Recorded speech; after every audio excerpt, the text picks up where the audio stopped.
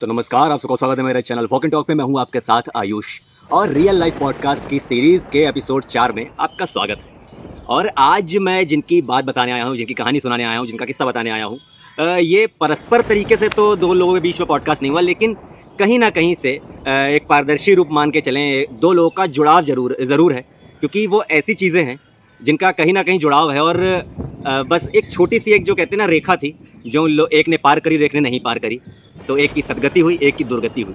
मैं बात करने जा रहा हूँ हमारे भीष्म पितामह और जटायु की। अब आप सोच रहे होंगे, एक रामायण का पात्र है, एक महाभारत का पात्र है, वो कैसे पॉसिबल है? तो चलिए वही बताऊंगा। चलिए शुरू करते हैं। तो जैसा कि मैंने बताया कि भीष्म पितामह और जटायु में कैसे समानता है, चलिए मैं बताता हूँ। देखिए, भीष्म पितामह को इच्छा मृत्यु प्राप्त थी, पता है आप सभी को, लेकिन उनको अपने प्राण कैसे त्यागने पड़े? तीरों की शैया पर पड़े रहे, वो पूरा महाभारत युद्ध देखते रहे। फिर अंत में उनको अपना कहते ना, उनको बिल्कुल उनकी दुर्गति हो गई थी युद्ध में, जब उन्होंने अपना प्राण त्यागे। और एक तरफ आते हैं हम लोग रामायण में जटायु को इच्छा मृत्यु प्राप्त नहीं थी, लेकिन उन्होंने जिस तरह से कार्य किया और एक काइंड ऑफ कह सकते हैं उन्हें इच्छा मृत्यु प्राप्त हुई, और फिर उन्होंने प्राण कैसे त्यागे ये तो आप सभी को पता है, हमारे प्रभु नारायण यानी प्रभु श्री राम के हाथों में। तो आखिर समानता कैसे है, चलिए मैं बताता हूँ। देखिए, भीष्म पितामह ने उनको जो इच्छा मृत्यु प्राप्त थी, तो उनको तीरों पर अपना प्राण त्यागने के लिए विवश होना पड़ा। क्यों जानते हैं? क्योंकि जब वहाँ पे जब सभा लगी हुई थी और दुर्योधन जब वो कहते ना अधर्मी कार्य कर रहा था द्रौपदी को लेकर, ठीक है, और उस वक्त जो हमारे भीष्म पितामह थे, उन्होंने धैर्य बनाए रखा, संयम बनाए रखा।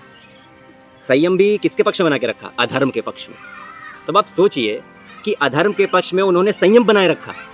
कहते हैं ना कि मौन रहना चाहिए, शांत रहना चाहिए, लेकिन फिर भी उनको इच्छा मृत्यु कैसी प्राप्त हुई? तीरों की शैया पर। और एक तरफ आते हैं जटायु के पॉइंट ऑफ व्यू में। क्या होता है, जब रावण जो होता है वो सीता जी का हरण करके ले जा रहा होता है, जटायु उस चीज़ को देख लेता है। फिर जटायु पूरी कोशिश करता है कि रावण से उनको छुड़ाने की, लेकिन अब भाई रावण तो रावण, ये कैसे? और ऊपर से प्रभु ने लीला भी कुछ इस तरह से गढ़ी थी, तो उसमें सारे पात्रों का आना, सारे लोगों का आना, ये तो जायज़ सी बात थी। लेकिन जटायु ने, उसको इच्छा मृत्यु प्राप्त नहीं थी, लेकिन जब वो पूरा कहते हैं ना आगा, मतलब उनको जब घाव लगा, वो नीचे ज़मीन पर आ गिरे, और फिर उनको जब काल हरने के लिए आया, मृत्यु जब उनके पास आई, तो उन्होंने कहा कि नहीं, तो मुझे भी नहीं ले जा सकते, जब तक मैं प्रभु श्री राम को सीता जी का संदेश नहीं पहुंचा देता, तब तक तुम मुझे नहीं हर सकते। काल भी विवश हो गया नारायण जी के आगे। फिर जब प्रभु श्री राम आए, जटायु ने उनको पूरी बात बताई, तब जाके उन्होंने श्री राम के हाथों में प्राण त्याग दिया। तो एक तरह से हुई ना इच्छा मृत्यु। अब आखिर ये सोचिए, जिसको इच्छा मृत्यु का वरदान मिला था, उसकी ऐसी दुर्गति क्यों? और जिसको इच्छा मृत्यु का वरदान नहीं भी मिला था, फिर भी उसकी इतनी सदगति क्यों? समझ रहे हैं आप? इसका एक बहुत छोटी सी रेखा है, संयम, धैर्य।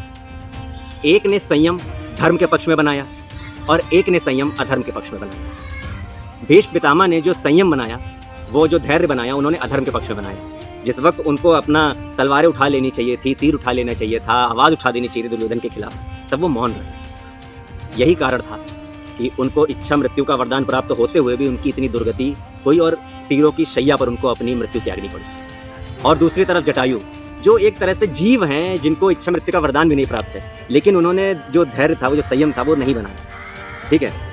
और उन्होंने वहाँ पे जो लड़ाई लड़ी, वो धर्म के लिए लड़ी, धर्म के साथ लड़ी, और उन्होंने रावण के खिलाफ लड़ाई लड़ी। इसीलिए जब वो लहूलुहान हुए, तो उनका काल भी कुछ नहीं कर सका, क्योंकि उनके पास संदेश था माता सीता का। किसके लिए था? स्वयं नारायण के लिए, प्रभु श्री राम के लिए। इसीलिए जब उनको मृत्यु भी प्राप्त हुई, तो प्रभु श्री राम के हाथ। तो आप समझ रहे हैं मेरी इस जो कहानी है, इसका मोटा मोटा सार क्या है? सार बस ये है कि ज़रूरी नहीं कि हमें जीवन में ये सीखना चाहिए कि हमें संयम बनाना है या फिर क्रोधित होना है। नहीं, हमें ये सीखना पड़ेगा अपनी सोच और समझ से कि हमें किस वक्त पर संयम बनाना है और किस वक्त पर क्रोधित होना है, ठीक है।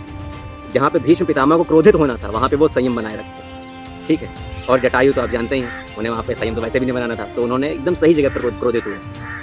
तो समझ रहे ना मोटा मोटा इस चीज़ का सार क्या है? सार ये है कि हमें अपनी सोच और समझ से धर्म और अधर्म में हमें बराबर अंतर समझना है, और किसका पक्ष लेना है और किसके पक्ष में नहीं खड़े होना है, ये भी हमें बहुत समझना ज़रूरी है। तो आज का एपिसोड इन्हीं भीष्म पितामह और जटायु के ऊपर था। मेरी पूरी कोशिश होगी कि मुझे ऐसा पूरा उम्मीद है कि आप लोगों को ये जो इसका सार है समझ में आया होगा कि भीष्म पितामह और जटायु के बीच में किस तरह से परस्पर मेल रहा, और एक को इच्छा मृत्यु प्राप्त होते हुए भी उनकी दुर्गति हुई, और एक को इच्छा मृत्यु प्राप्त नहीं भी थी, फिर भी उनकी इतनी सदगति हुई। बने रहिए मेरे चैनल वॉक एंड टॉक के साथ। मैं आपके साथ आयुष ऐसे ही कमाल कमाल की वीडियोस लेके आता रहूँगा। मेरे चैनल को ज़्यादा से ज़्यादा सब्सक्राइब करिएगा, लाइक करिएगा, जो भी अच्छा लगे बुरा लगे, या फिर और जिन चीज़ों पर आप वीडियोज़ चाहते हैं प्लीज़ कॉमेंट करिएगा।